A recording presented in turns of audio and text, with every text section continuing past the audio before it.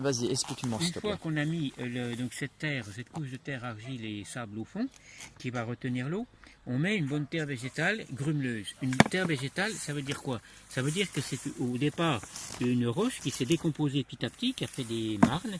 Et cette terre, vous voyez, quand je la prends au niveau des mains, bon, il y a des petits cailloux à l'intérieur qui vont continuer à se décomposer, mais sinon, elle n'est pas lisse. Elle fait des grumeaux. Et c'est parce qu'elle fait des grumeaux qu'elle ne va pas se compacter après et qu'elle va continuer à permettre aux racines de pénétrer, de s'aérer, de rentrer les forces du cosmos, les forces du ciel, hein, des astres, et qui vont venir compléter les forces de la Terre, qui sont chargées en électricité de manière différente et aussi en d'autres éléments que l'homme ne connaît pas beaucoup. Donc après, dans cette terre grumeleuse, on suspend le petit plant avec ses racines, on lui met de la terre la plus aérée possible, pour que lui n'ait pas de difficulté à démarrer. Voilà. Après, tiens, tu le tiens un tout petit peu. Vas-y. Après, on peut prendre un compost, c'est-à-dire une terre enrichie avec des matériaux végétaux ou des matières animales bien décomposées, sinon elles peuvent brûler le plant. Voilà, donc je mets juste un petit peu autour des racines, c'est suffisant. Et puis, comme c'est l'humus noir de ce type enrichi est assez rare, ben, on reprend un peu de terre végétale qu'on va mettre autour, qui va faire une isolation hygrométrique, c'est-à-dire qu'elle retient davantage l'eau que la terre unique, qui elle a tendance à s'évaporer très vite, parce que l'arbre pompe l'eau qui est à l'intérieur, on fait sa sève, et puis on évapore une bonne partie avec ses feuilles. C'est pour ça qu'après on est obligé d'arroser. Donc si on ne veut pas arroser, parce qu'à chaque fois qu'on arrose, on tasse la terre, on la compacte et on empêche qu'elle s'aère. Donc si on ne veut pas arroser, eh ben, on a intérêt à avoir une terre qui retient l'eau le plus possible.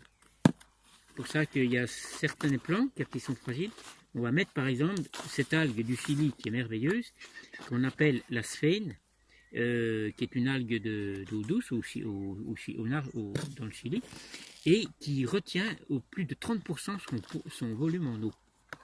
Donc on l'enterre dessous, et l'arbre peut prendre de l'eau petit à petit, et avoir une régulation, mais d'avoir un choc hydrique qui souvent le met en difficulté ou fait tomber ses fruits après.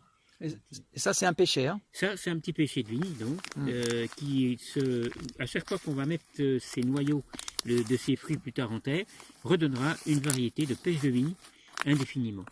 Moi, je les plante depuis l'âge de 7 ans, j'en ai 60, et à chaque fois, je suis surpris, et surtout surpris de la qualité gustative de ces fruits et de leur équilibre. Alors c'est vrai qu'ils sont plus sensibles à certaines maladies comme la cloque. C'est pour ça qu'il faut les mettre dans des terres filtrantes. Alors, ils s'adaptent très bien dans les terres de vigne, par exemple, qui sont des terres filtrantes, des terres pas forcément calcaires, elles peuvent être siliceuses, mais où il ne faut pas qu'elles soient compactées dans un argile, par exemple. Parce que là, ça va asphyxier le péché et il peut prendre la gomme, cette sève qui sort du tronc, souvent des branches, qui nous sert à faire la colophane, par exemple, pour les cordes de violon. Et ça tue le péché en très peu d'années. On en a là, on pourra prendre une photo si vous voulez. Et après, il y a la cloque. Donc, la cloque, c'est cette maladie qu'on voit sur les feuilles, que tu peux voir, qui fait ça, cette petite boursouflure sur les feuilles. Hein, là, voilà. Et puis, on peut la revoir plus en détail sur une feuille comme ici, par exemple. Tu vois, là. Tu vois comme ça cloque. Voilà, ça, les feuilles ici, tu vois. Donc ça nécrose la feuille. C'est un genre de champignon. Et qui déséquilibre. Les pêchers sont assez sensibles. Alors il y a différentes méthodes pour qu'ils aient pas ça. Il y en a qui mettent du cuivre. Nous en biodynamie on ne met pas de cuivre. Il faut le mettre avant la fleur. Et par contre ce qu'on essaye de faire c'est de mettre des ailles au pied qui vont libérer du zinc.